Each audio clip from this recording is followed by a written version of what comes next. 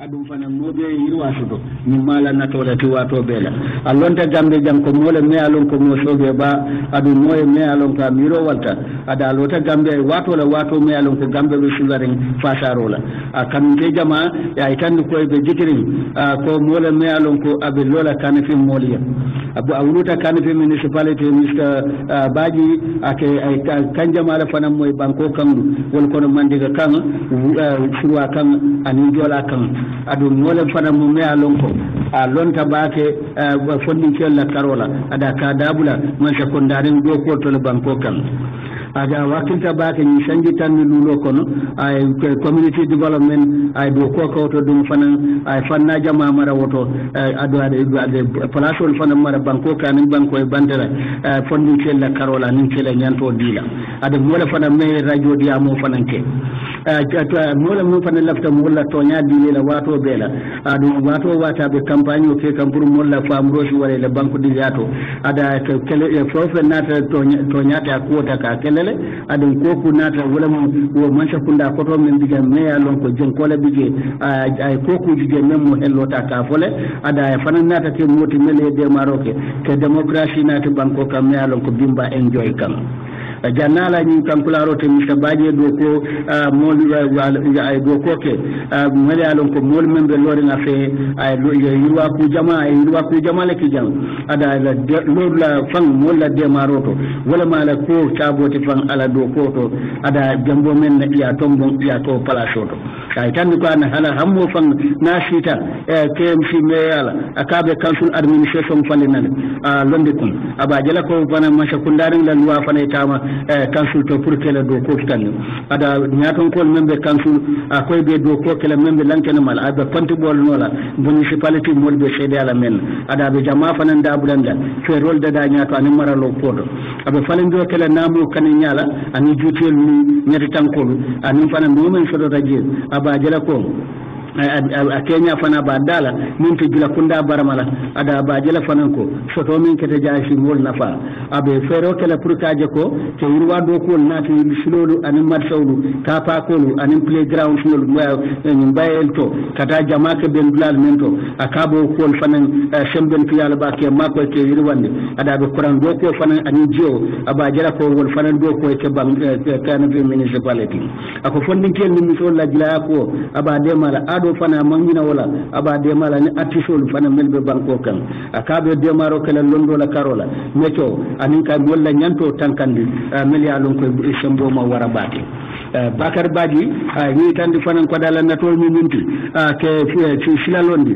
mi alon ko saje ko ko ninga ba kala council ko nay konti bono ay lankenama ada lo fanan kaje ko taxpayer al melke na fulo bondi ila namo ni nyeti tankolto ya dundi kan fi municipality o alaw lo dlamina ya kanin man sekunda ani bunda ko tam to ni community development fondi ke on musol ke sendentiya ani maralo karo misabaji ay tandi ko atum kende balati nayo palaso mara ke meyoti abe kala nyaton ko membe sulo timanda jamaa be sulo ada balado ko kala ani wanaya ay tandi fanan ko abe ku jamaa fanan topotola jamaa fanan na soto bundalu me alon ko council la soto bundalu aboru topotola bake ada bajela ko wol keta kuto me jam ko jamaa banko nafa municipality nafa anala mulu ada be konti bola abe be lankena mala fanan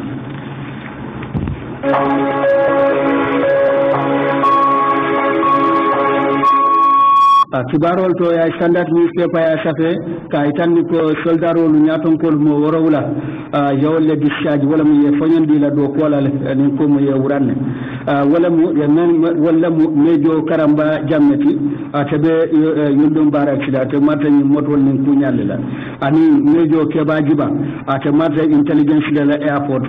kata captain Abdou Badji officer in mayala mata kunno la fajara barak ani mejo Lamin Mane Gol Safa Gilbert abe yundum la transport and garage ani mejo Jibril Jamme Gol Safa ko sajini ji abe yundum baraki ani bana atele mata farato famla ya la farato fam adun fana captain Suleiman Jamme ika fa jilan ko fana ya fanyondile ya wuranne ani company commanda membe bashe battalion Major Aliou Sow ate boy kanilade telephone marta teleke ya jamela kanilai family fam topoto kanilai ji ni mo woro de ye wuranne ye fanyondi Gambia Armed Forces le be tembo mendo ade me ye fanyondi kata kangota commander in chief le bul wala msejarol bela kun don kote ka tambindi no chief of defense staff lieutenant general Masana Kinte kay la letero dile kay tandi ko ye fanyondi le du ko fofen nga tra soldarol la family bi family moyti ila ordonnance ani fofen ni uniform ani joran ko dawo joran ko den nata banko sojar bundale tamu ya be sayndi sojar kundato akan men tan ke pulore ndi fana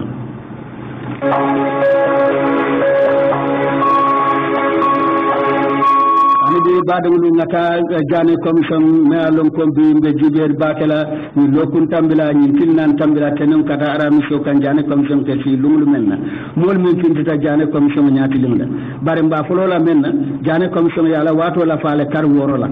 ni kamala toni general ministre min mata loi ku nyala way ay tande ko ni nyantale adila jofana nyanta dile la le do ko kono ada ay tande fan ko ni commissionalu e be do ko menna murado warata bake ado ko kono fanu tabaka da dinonta wayatin so isila do ko wato lafa yin tamin fanan ko de ay wok kanin dibitol bulu afruke mira anin ka som ke la jola fa dalsu bulu kemelulla tel kili wakilin da shi tambe di ay tandi dalilul fanal mendi wala munti mo jamala soto shayin mella ko wanyata ni commission to do wol hanbi wol manna commission nyati nda adu fanan be bundal me yalon ko jamala bunda do ko bundal lem kafolo an official wal fanan be be kistisro kono le meli nyanta kuma moy la wol bulu ay tande ko la do ko kono fanta bake kono adinonta bayre sanji mon fla ko min ketaw kono ni be wistela manke chahana kutibe justice minister tentenda ko kuma a Kenya anisilol ni batamanle jibite jamaaya ko jay bake ko jane commission e wanyarol min ka folo ke ay nya fa bake adila mosom support le folo ta ko mole ne alon ko yin ka do dol ko dol soto nyala in temben be sonta ko la dibitawlo ya ko londi le ada jane commission e be sila kar woro wi tole ko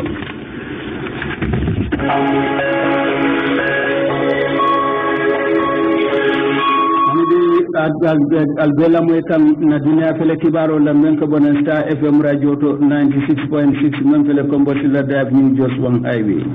Lebanese business tycoon Kame Muhammad Bazi saying ako bala diamo kele kena batole ay damiro kele nun commission bulu nin kamala ko yam faye fani mu ani commission mo dantan melbe commission kono ani doro yesi bu kono ya bunda taw ay kullol be wanyare memba bulo kono ko bar saying aman sila ba fala kena batole Bazi ay finita commission nyati limla dantene ko chauffeur kenu go ko la loya ka tambini no loya la bara ko bira ala terol ni kafunyul ni baade mu kala mutandi ani kacata ako shay ko ku bija ba be sata la nyalale ako aba sata la kena bato aka mon fensuta si nem mabo bara ala kanto ni tanko ako ni mashakunda kuto yo sedale e bawdi lala ala sedato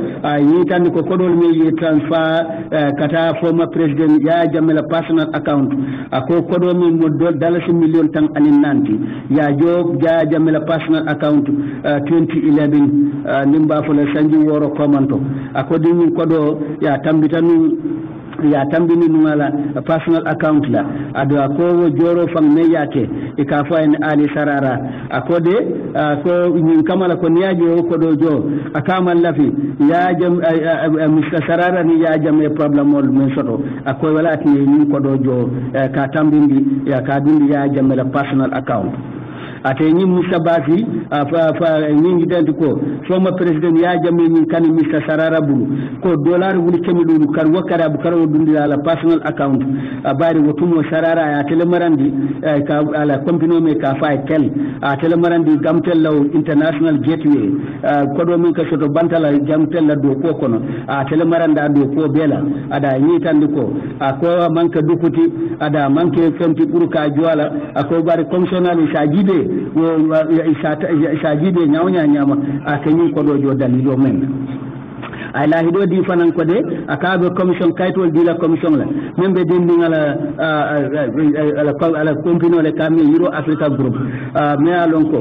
ko way do ko dati wala do ko le essential ni tout ma fenlu atele ke sam bandala bankol ka dundi Gambia wo nyaaw so soroka ko ya ta kilindoro na bula pour que essential oda ka dundi banko kan ako bara da fanan flona essential da Ministry of Finance de ko topo ani bi Muhammad Bazi ay dano ko commission la de ko ya yam fa tedo dol kilinan melbe place melbe alon ko wolle be ko dol senendi la membe denni ko la membe denni ala compino la ay nyin dan fanan ko de commission la chairmano ay odani ko ay dando ke commission la chairmano bulle me alon ko wo sonta ala même banata commission nyaati la fo mo managing director membe social security and housing finance corporation tumbul danso telem ko director general membe Gambia Public Procurement Authority GPPA danso de ya samandi ka itandi ka senendi membe de $1 million kilina ala office de ya kodomen di former president ya jamela office wala dontor silola aya dankene andi ko to nyalam wonga kanendro botana jele tambo men na do managing director yala wo corporation auto ako dum fana inata songala le board le nata songala da danso ya itandi buntumo men na yeni executive directive soto wala ya maro kango men bota president bulu office of the president former president ya jamme akay letaro safe ala financial director pour que tamandi silol noma silol me nyanta kala pour que joro kimandi no akala office de ko the office of the former president ima faye ko e be nyin ko do dundila silol men to de bara ko ikabe kafre man sakundala bari yanyi tan ko abe kafre man sakundala ko le kono ani dontro mi ya lon koy badila office la akoy ma senenda may badulla silol men nyama ko dum fanan manta ko dum fanan akwa nyumu menti amanka ko ya dundi puruke fenyinje ako dina ila dabula jeldo intervention dem me alon ko ni corporation yate Mr. Danso akwanyi dontoro kodode ya dile ako lokun kusaba kola la ina tata saundi ka bondi social security ka shamba GPPA anabe jane commission ado kumala tumo menna Mr. Edward Graham telemunum social security fanan kita social security la director general ki lenum ba managing director ako jamme de ni ya jamme ko nyete ako ila do ko no anila wana do landila tarala ni na ta ko be dendi social security and housing finance corporation la Mr. Edward Graham ya ko jane commission ni nala kilo bakan atele mu fomo managing director di social security Edward Graham afindita koteke jane commission nyati la hanbe ke senandi oke dontor kodol min tata fo dalasi million jama ye mealon ko social security ya bondi la ranke sorato adi wo kuma kan lumba wo kan bota membulu wala former president ya jamela office Graham abe jabiro ke kan commission senla fo corporation men fae silolu normal bang men nyanta tinne min dontor shifa ke adu ay ni tan ko wotembola de min jamme ko aliminke ako dia ko ya foya ita bugula la silo noma silo me alon ka nyanta kala tonyati ako ita hani de tebula la silo noma de ani laje ko ako nte tamanola normal procedure la wala nyinti ko nte tamala silo la min nyanta kala min do ko ate min dontor ko do dinyala bari ya marolem kamale me alon ko abata office of the former president and adin wo dalilo kamala ako ikandi commission la de wo dalilo kamala ako bunda fulale bije ni lafta ñum do ko kala don trodila wala mu ñalon ko normal procedure wala silo me alon ko wala timata wala mu toñati ani abnormal procedure silo me alon ko jenketa da man kan toñati ako ñi sila fulale de laare itandi fanan ko de ala do ko men akake ko kamandiro ke sarto le mba kuma kamala member office of the former president ado ko kuma kamul mi kadi aka fo yale ala kitin aka ka tamandi silalla silo mi alon ko abnormal procedure la da man ke sila temberende ya ñinin ka commissioner jodi ya ñinin ka fo abe do ko la jammele bang pour fo abe do ko la banko la surole jambe do ko la le bang Graham ko ay ko tambole Graham kumbota ada itandi ko ako ya ñimbe kafri ala do ko konole ñi corporation ako ya date zero le ya dada fo social security akata multi billion dollars corporation ako tambole ako dontor ko don de ñaaje ka diwo ñama akoy burole kata ako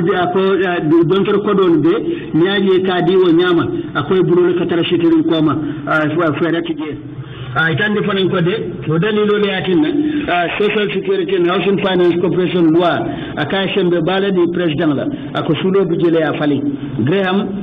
ate ala cdr ko do fananto akumata bunda jamala sectional to member social security me ala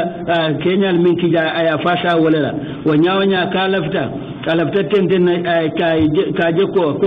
atentenda ako wo ko de birabe tenten kan ay ya maro soto ka ya yininka ko fa abe atententa wo nyamale bang ba man ya maroke ba de commission chairman ya yininka ka fa fo tententa wo nyama bang e man ya marka koto sura hata jana ya yininka men aya kalam tandi ko de ate amanya ama faitandi ko ate mun loyalty jane tentende ka dandar lako amu mo droneta manka loyalty ko ko nata ada manka amal loya ya karan ada watati wa adu matinna shiginin kan bay amanjare ko deke pour que jabiro ko luwani nin karola bari Graham ako manka loyalty de akabe ay shinya jama nado kuma la ka loi bundale ma bar commission council ami den suda forcé la nyinin ka bara ka loi la tama loi ko le mala dia mo kono na ba fam fazala onata nyinin ka loi bunda dolla me alon ko ameta rabora diamul ma manna man kuma fono je amanna tentenno anabi commission chairman anata itandi Graham la de ni commissioner be lafiri menna wala dalila koyoti ani shede ko e mantara loi man loi ma fa loi de bari ko loi la palaso wo mina ko la banko mol male ni la commission do ko fay pareta wanya Graham ani tan ko de ko nyente silo di la le prasa fantan kandino ay do ko men ke social security la loi ko 2015 anbe Graham a september karotil mo anni warawla 2015 social security kam soto mema lon ko alake o kuma kam soto membota office of the former president pour que tantol sang ko do la membita fo dalasi million tan say dalasi million say yani Central Bank of the Gambia ako wole kete garantoti o photo ada ko kodo inata jo le ako Central Bank of the Gambia nata ko do jole Graham ani tan de commission la de ako luala karola la social security luala governing board mala wolum alfa kafota kafo social security kunna ima kam soto adi ma sembo soto ka balang mbaka song nata ya marola membota na minister of finance buru ba surtout meya lon ko bota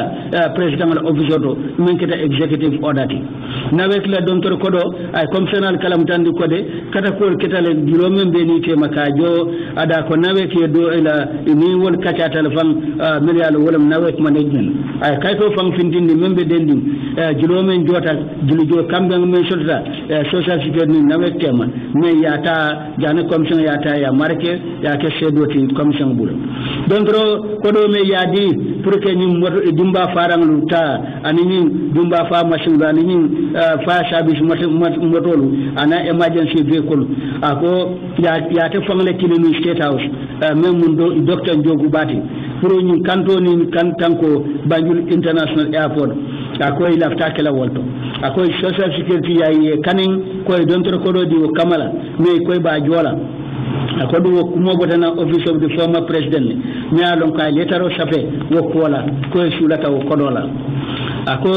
da kaytol membe dendi wodo kola anin board fane ku kuntu nawek la kol mento anin fire tenders yolu anin ambulance yolu anin koku nata keda fire service la moto balli joranti ye mel sang social security la kodola yow kaytolu be tale ye marke ikete jane commission la sedoti ay ko hanibi ako board man si wo ko lade wo dontro kodol min ayidi ako dum board man si fanan banna salle an kodol me kadi ya jammela officiala anin fanan iman si ka wo fanan seda nyale kodo min fanan bondi million jama ka dundi kulintila sankunna graham anata letaro bondi membe dendi corporation e kol minta pour nyin kamala ko nyanta kodol jola nyami ada fanayo yow kaytol ta ya marke ya kesedoti jane commission bulu Dr. Njogu Elba, former Secretary General, head of the civil service. Ako former President Yaya Jammeh had a big appetite for money. Ako Yaya Jammeh mumule timea lonko. Ahadu meta bake na fuwe kodolale. Ako waya tina Jammeh ka bulodu ndawada sa bulodu ndi kuokuto. Ani ndawada adiata inyame. Ayin kuma kamfanu abedan kula nyinin karola jane commission me alan ko council amigance de la nyininka fo dontor kodol min jama ba ala former president ya jama wala officer ya ta ka bondi social security and housing finance corporation na ranke solto million ko hanbi wo kodol man jobu tutu man joji ba aya samandi num kadai tandi commission la dontor kodol me alon ko safenu prokedi ya jama officer la me ya alon ko ya kodota social security and housing finance corporation me ala ya dunundi ku jamalato several activities me alon ko ya jamme na officer molu e koy dabe dundi wo kollete o kodo dundi walla kono anyi laaje fanan ko de ya kanin ala social security la kodota ako ka mentaje asiya batale ako wata da fatan jokuba aka fanga bala fata social security yen ako bari ako wato wati ya jamme safa ya jamme sa yin kanin ko social security ya kodo dila ako bara yin fa ko ya jamme aka ko no breakta kodo men kata social security asiyata bakele wonya ako ya jamme data nyinna ko wo watola ko social security kodo be bulle men atasi menta assessment anu kakala hajo kunna aba kuma la social security and housing finance corporation la dontor transaction la ila jolol dunta nyami me alon ko ate dabulata kono baye ni njoku baye tandiko akate ako atele safero ka dontor kodola match karotil tanni woro la 2011 pour kodola membita fo dollar million killing me ya lon koy ba jola iba dila fulal la be dollar wuli kemel le folo dila yana dollar wuli kemel lulu di jogu baya itande ko dollar wuli kemelulu ye mendi foloto wala mu ke gisolu nyabu dumbayal melialon ko ganan ko min ye fajannu nal hakilo bakan wo burfut nin tanje badala je wo wulandin kono ye ya foko kantaro bunda molle wol kede ko ganan ko men fanu wo badala je ko ko do kan walla pour ñin kamala ko si woni giso nyabu walla baade wul melialon ko walla kalo filte gambe banko kan atentende kay tandi fanko de ako kodo do me ya lon ko ako kodo fan ye men do ganan ko ye ako men tata me ya kodo famta wala docteur Bashirat Nyasete to ako me aftandi ya ko ya jamela ay tanda telade tambindi nun director of protocol la Alhaji Ousmane Cissé ani laje ko akata malunde ni docteur Bashia docteur Nyasiye akabe mun do kulela gana man sakunda ako bari ye nyin ko do dia kella de ganan ko me ye kala fili gambe jam ko ye ko do le di pour que wolla baade wulu jiso nyabu ana tay tan di fanan ko de dollar wuli kemelul kotan me alon ko ya sabe man sakunda ka baadi la jafan man sakunda alla ay koy na taw burkale ako bari ko do da tatale nyawonya nyama ako former president yawo ko do tale ay ko do kanin baraya ka ko menti akama lon membe den dalas million tan lulu ye le awlu men sang kay safero ko wala ako du ya marubuta ya jammere bulde ako tambole aka aya lonko ni manke sila barakamati ada jakko akoy to nyande ay nyami wala minti koy be molle ma koy kan ha mel ya lon koy la jol be duma mbay la jol ma wara a ñi laaje fanan kodo de yo mendi leyan ko kunna pour que leyan wafiya kodo murundi akwa wo kode wo be molle bur alfal nyaton ko do le buru membe former president ya jamel office do atendenda kay tande fanan ko akwa letaro do safenu dalasi million kene dalasi million tan nan ni shay an wul keme lulu kata social security housing finance corporation la ranke soto pour ñin kamala ko ka kulintila do fanan san bada ko kulintila membe bulu wotumo e kake sanso do mo bake wati ne sulata kulintila dola ba inata dontor kayto fana itandala ne ya kanin about office of the president me ala tata yiro wul keme fula me itandi ko akoyo di yo kodota Gambia radio and television service do tolla bintumo men walla nyaton ko ni ya jamme sita pour ñin kamala ko asha dadunje men satinna mulsi GATS jibeno Africa la kada dam fu kafba ko nyosha ba min kitani ani laaje fanan ko akoy ñin ko do de ya di GATS lale ka bari ya di jula shilolla bara kama long ada hakilo mambula pour ñin fa jotale akoduma kama na shola kotake pour ka ko mo bay jo ay ni tandi fanan ko de ay dalilo fanan di me alon ko aketa dollar million sabati dollar wuli ko no woro ne ya kanin pour que ñin fa tendas ambulance ol san aw fanan ko sene ndile akuma ta fanan te dabulata wo sandiro to me alon ko wo jon deri tractor wulam min ke jijannu ka dabulata wol fanan san to hanabe commission is not a ping-pong game. Chairman Janaya for Muhammad Bazi. Muhammad Bazi, chairman of the Jane Commission, FICO, Akai Nimanke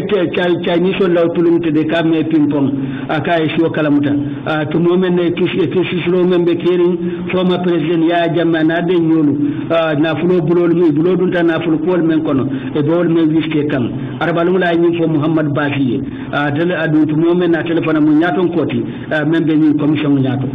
jane ala palaso ay koyndi baji makko ay to jako mola me alonko akaso sorodu ngani commission mol tema na bala sheda ko modila ada nyita ay ko dum te nata te baji ko ate don tor ko dota men tata fo dollar million say akayo ko dota nu Standard Chartered Bank le Gambia man sakunda to la tumola pour que mano sang ay ni laaje fanan ko de inata jo dollar million sabala dollar million lulu wala tuta inyanta jola men ako bare hanbe bitilo mento alaw julo manjo aka a useless man na fasoto ka fuka be bulala mo man sakunda noma ka fo yow julo jo abe dan kula tumo men na chairman jane ni bashi kalam tande ko ako ate dalilolu natila o man sakunda koto kama pour ka fo commission nyaati nda bare wo mantare to lado ko kono adu be nyaawnya bashi ayela bulubale kan adu sayinde ate commission tanola ka furo ko me alon ko iketa fure ko lati mba melia lon ko ku faare mi lon wati wol fata fa banda kanana ni dum lon la ko te ke wulindi bashi inata fay ko dana dañu commission kalam tandu ko dalilo men aya kaya wulindi je commission nyaati den wala moliya dom atira kompino ay bata men soto ani yankan koto men soto jamela man sakunda ko ay ni tan fan ko mi sangla de akwa letaro kinu president ya jamme ado nata da ajabi menna akwa lafta ya karan be salum mune bari ya jamme temo tumo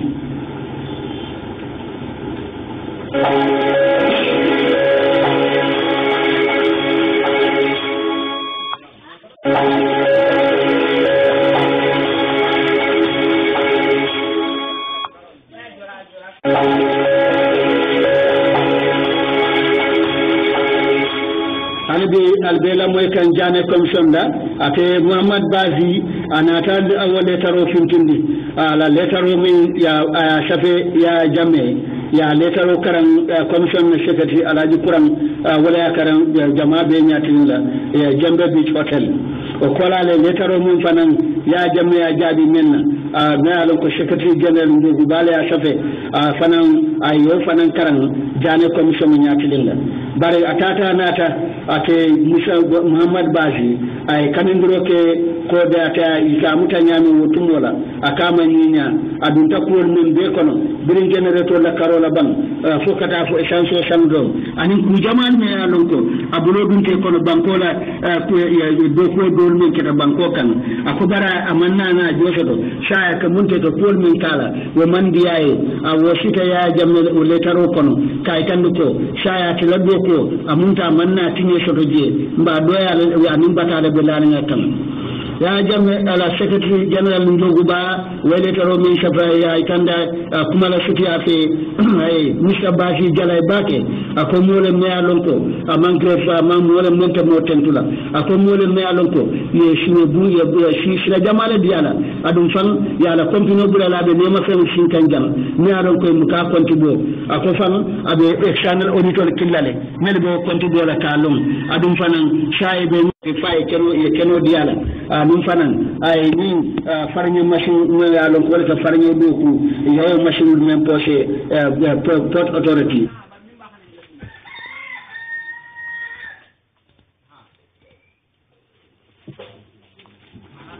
Hanibi Jane Commission former Secretary General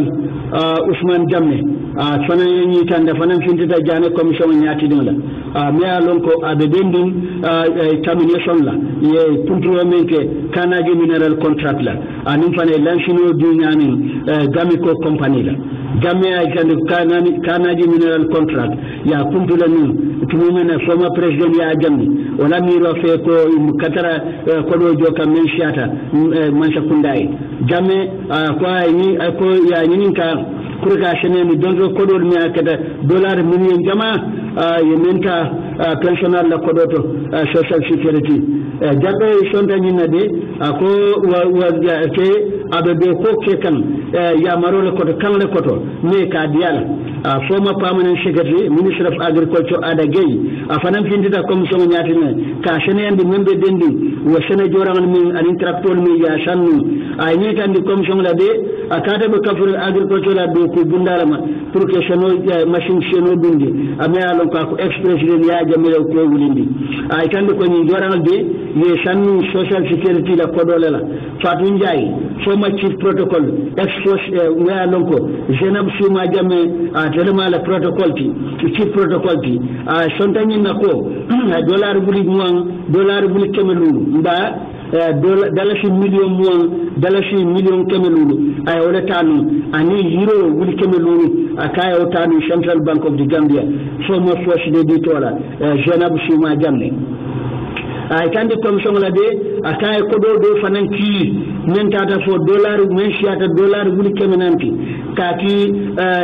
kadi yo ko do ta jamme foundation for peace account kaki muso do e kafme lalla maryam ako fanamu edleti ba ma ko men katara lori ex force ate janab suma jamme koma ata nala do ala do kulalam men de Morocco yo ko do ti lalla maryam ay Morocco le Madam Jai nata kaito lunati atenin jenam shuma jamme ye tamul min beke brabala chief protocol yala ayo kaito be tasul sulu no bala aya chika aya di commission la tambo ya marke akete jane commission buri sedoti badul albela moy kan jane commission da men ko dona le Star FM radio to 96.6 men fele combo sila drive sinata hanibi kirawaro to dambe banko e bantala ya itandi fanko de karamuta dinno do bala firim bako na ni yanda aya ni karamuta dinno no woro fa kidola kenya la chate me ka fa lokitojo jio abe tukana regional to mi alonko manjam feni Sudan frontière la ate karamuta dinno e kabe sanji tan warawla ate Sudanese refugee dinlam me alam kana ta refugee ala ate Kenya ji abata South Sudan wodinte wala ni mashibo ke karambunto ay dindin goro kam karamuta dinno la ay non ay mo woro le bunki dola fa mo woro fana e wol barama ani security gado min be karamuta o fanan fa ya itan ko ala nyimbe ke tamenti wala mbiri ya bay karamuta kunu daliya kan ate dinnin ta ta shoko na yin nan joran ni refugee kili dimo ikani kido nata karambunto wotum wala kido mala anyu karamuta dindu kan ya ikandi fanko de atani karamuta dindu polisiol nata mutani shangi tanni wala kambanin dum polisiol nata muta bari lokito jio banko shato dum kamfa man imunano kamfa bulu ibe nata wuri nyokam ye joram cikay tata police station beta police station kan abe polisiol buldani ina beta kan jele ya la shelote ya finkindi banta ya bute foya ka frawti ate yin karamuta dindi ya itandi fanko de ate karamuta dindi ila nal hatula ate da alfalu ibe refugee ya la Kenya ibe ranan Southern Sudan dumumi na damman kilo wulta banko kan 2013 sajina ni komanto adu governor membe Tukana region e ka fa manyama mushiyoba ako ni manke terrorist attack ako bara filin kilin dindin kulubal kilin wala ni mashibo ke la shata to je ako be miral kila la shay shinya membe ni yufte magede kibarol fananto banku ba sabo me alon koy kafta banku woroma milio shedia pour que Iran kan al bala joram tun kan America la president Donald Trump katabo kayto farala la mata banku ba sabo Europe melbe Europe Angleterre France and Germany ko banku kilimo shembo shoto banku woro e min